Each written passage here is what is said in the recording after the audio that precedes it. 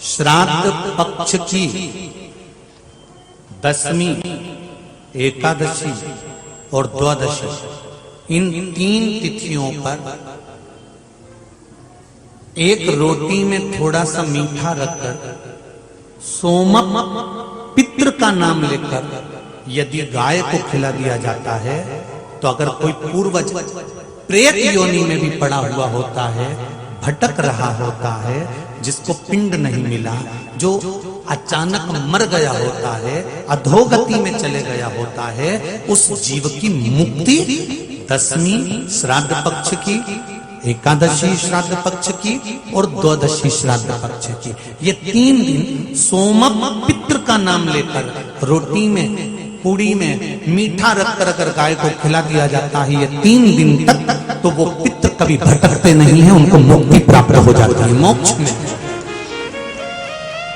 पितृपक्ष को हम समझे। किसी ने कहा नखून मत काटना, किसी ने कहा नया कपड़ा मत लेना, पितृपक्ष में 16 दिन नए कपड़े नहीं लेना चाहिए, कोई कहे ये नहीं करना चाहिए, कोई कहे मकान का मुहूर्त, कोई कहे ये मुहूर्त, कोई कहे वो मुहूर्त, कोई कहे अच्छा काम करने के लिए मत जाओ, अच्छा मंगल कार्य के लिए आगे मत बढ़ो। शिव महापुराण की कथा कहती है कि पितृ बुरे नहीं होते हैं,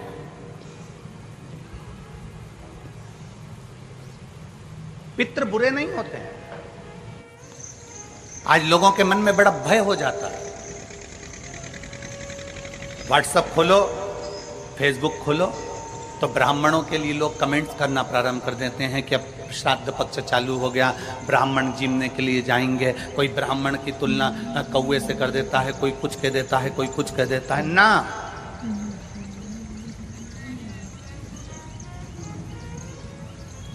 गायत्री करने वाला ब्राह्मण, वेद पाठ करने वाला ब्राह्मण, संध्या करने वाला ब्राह्मण की तुलना किसी साधारण से नहीं होती, उसकी तुलना तो स्वयं नारायण और ब्रह्मा से होती है, स्वयं नारायण और ब्रह्मा से होती है। किसी ने कहा कि तुम अभी नया वस्त्र मत लो, पितृपक्ष चल रहा है, नया काम मत चालू करो, पितृपक्ष चल रहा है। श्राद्ध का मतलब क्या है?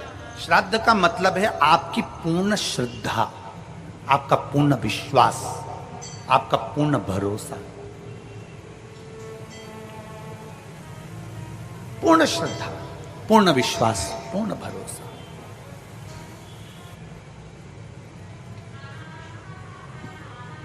पितृपक्ष श्राद्ध का समय गलत समय नहीं है। कोई काम आपको शुरू करना है तो पितृपक्ष में शुरू कर सकते, बस पितृपक्ष में एक काम चालू करो। पितृपक्ष में बन सके गौ माता को रोटी दो, पितृपक्ष में बन सके गौ माता को जल दो, पितृपक्ष में बन सके तो भूखे को भोजन कराओ, प्यासे को पानी पिलाओ। पितृपक्ष में बन सके, तुम्हें किसी ने कह दिया, कोई विद्वान ने तुम्हें बता दिया कि तुम्हारे पितृ दोष है, तुम्हारे घर में काल सर्प दोष है, तुम्हारे घर में ऐसा दोष है, तो एक काम चालू करो, 16 दिन श्राद्ध के एक चावल का दाना देवाधिदेव महादेव के शिवलिंग पर समर्पित करो, दूसरा चावल का दाना अशोक सुंदरी की जगह पर समर्पित करो, और 1 लोटा जल पहले अशोक सुंदरी वाली जगह पर थोड़ा सा चढ़ाओ, उसके बाद शंकर भगवान को उस जल को अर्पित करो, अपना गोत्र बोलकर, अपने पितरों का स्मरण कर कर आपका पितृ दोष अपने आप शांत हो जाएगा, दोष मिट जाएगा, आपका पितृ दोष शांत, आपका दोष समाप्त।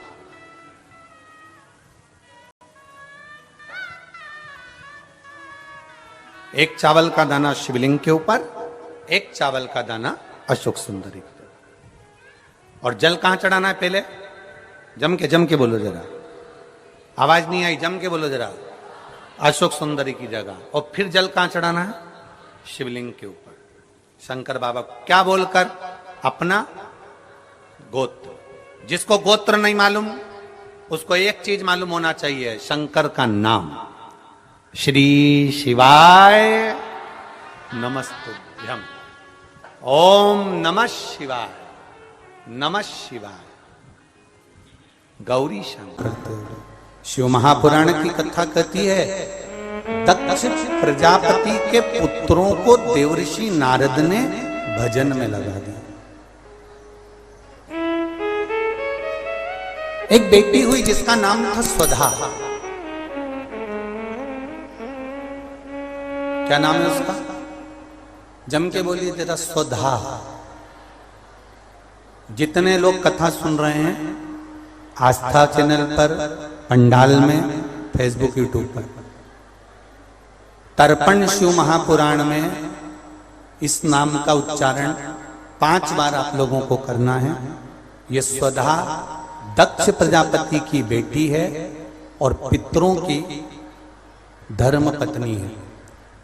इस पितरों की धर्म पत्नी स्वधा का नाम लेने से अगर हमने कंडा, गोबरी, गाय का जो गोबर होता है कंडा, उसको जलाकर अगर धूप नहीं दी हो या किसी ब्राह्मण को भोजन आदि नहीं कराया हो या तिलांजलि तर्पण नहीं करा हो, पिंड नहीं दिया हो या श्राद्ध पक्ष में किसी को कोई दान ना करा हो तो उसका दोष ना लगे, उसके लिए तर्पण शिव महापुराण में पितरों की धर्म पत्नी स्वधा का नाम का स्मरण आप और हमको साथ में करना है। सभी लोग एक साथ में बोलेंगे, स्वधा स्वधा स्वधा स्वधा स्वधा। बस ये 5 बार जो उच्चारण आपने पितरों की धर्मपत्नी स्वधा का करा है, जिस समय पर पितृलोक से आर्यमा देव के साथ में हमारे यहां पर आते हैं।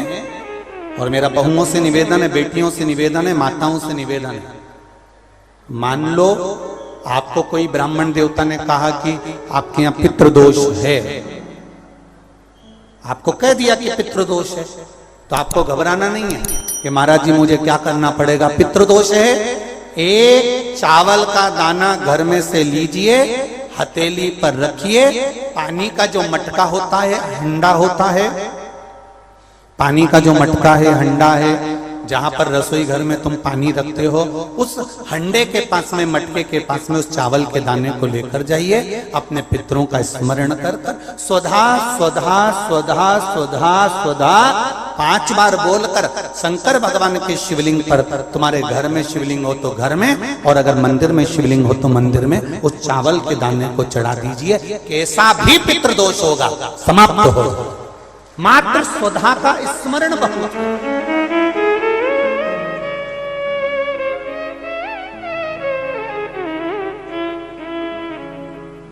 हम तो उनसे भी कहेंगे जिनका बार बार एक्सीडेंट होता हो, जो बार बार गिरते पड़ते रहते हो, बार बार एक्सीडेंट होता हो, बार बार उनको चोट लगती हो, बार बार, और उनको भी कहेंगे जिनको सर्दी की बीमारी या दमे की बीमारी या श्वास की बीमारी, उनसे भी कहेंगे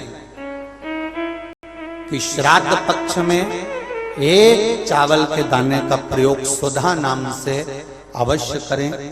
चलने में दम नहीं भराएगी, श्वास नहीं भराएगी, और दूसरा जो सर्दी का जिसको कोटा होता है, बार बार सर्दी हो जाती है, निमोनिया हो जाता है, कफ बना रहता हूं, उनके लिए भी स्वधा नाम का स्मरण।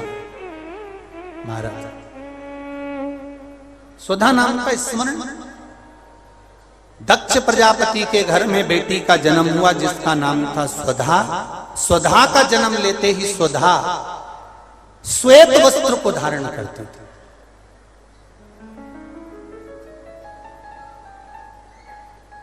कोई वस्त्र अगर स्वधा पहन रही है तो श्वेत वस्त्र धारण कर रही है। एक दिन माता प्रसूति ने स्वधा को बुलाया, स्वधा आप इधर आओ।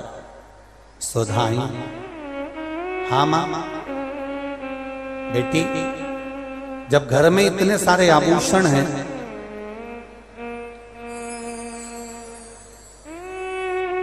और घर में इतने सारे आभूषण जब रखे हुए हैं तो तुम उन आभूषणों को धारण क्यों नहीं करते? उन आभूषणों को क्यों नहीं पहनते? घर में इतने सारे वस्त्र रखे हैं तो तुम उन वस्त्रों को धारण क्यों नहीं करते?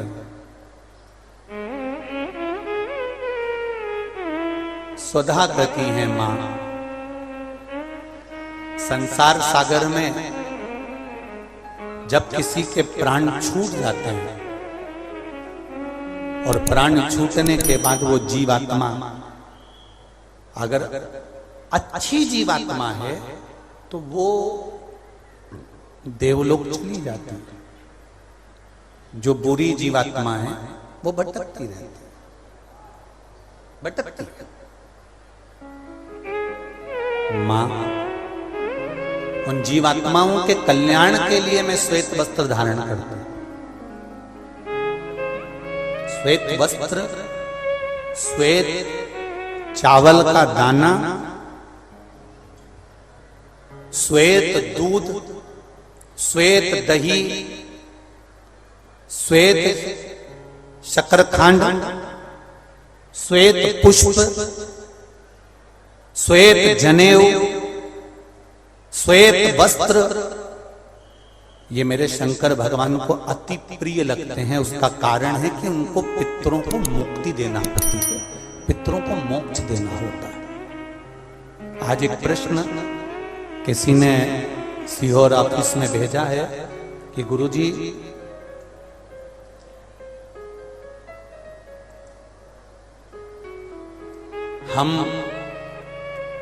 हमको श्राद्ध पक्ष में हम जो ब्राह्मण को भोजन कराते हैं या हम किसी को भोजन कराते हैं तो वो हमारी जीवात्मा को क्या वो मिलता है?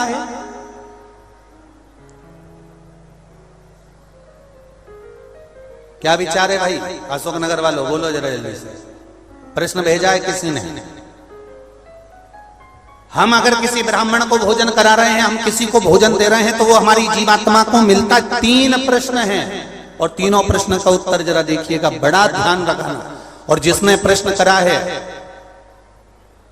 उत्तर प्रदेश से वो ध्यान से सुनना भाई। हमने ब्राह्मण को भोजन कराया, हमने संत को भोजन कराया, हमने गुरुजी को भोजन कराया तो वो मिलेगा। पहले तो ये अंदाजा करिए कि आप भोजन दादा ससुर के नाम से करा रहे हो तो दादा ससुर का नाम लेना पड़ेगा। बोलो सही है कि गलत है? गोत्र बोलना पड़ेगा। उसका कारण क्या होता है कि हमने पत्र लिखा और ये पत्र लिखकर हमने इसको मोड़कर हमने वो डाकघर के डब्बे में डाल दिया। हमने नाम लिखा, पता लिखा, पिन नंबर लिखा, एड्रेस पूरा लिखा।